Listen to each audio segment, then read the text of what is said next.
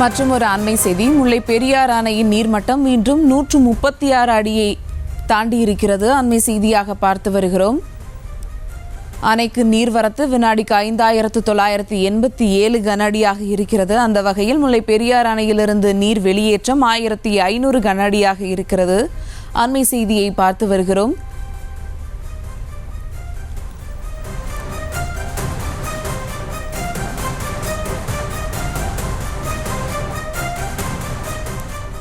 வணக்கம் சுரேஷ். அணையில நீர்மட்டமானது அதிகப்படியாக வெளியேற்றப்பட்டு வருகிறது. அது குறித்தான விவரங்கள்.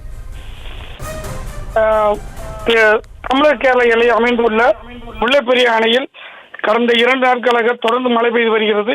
அதனால் அணைக்கு நீர்வரத்தானது தற்போது வினாடிக்கு 5987 கன அடியாக உள்ளது.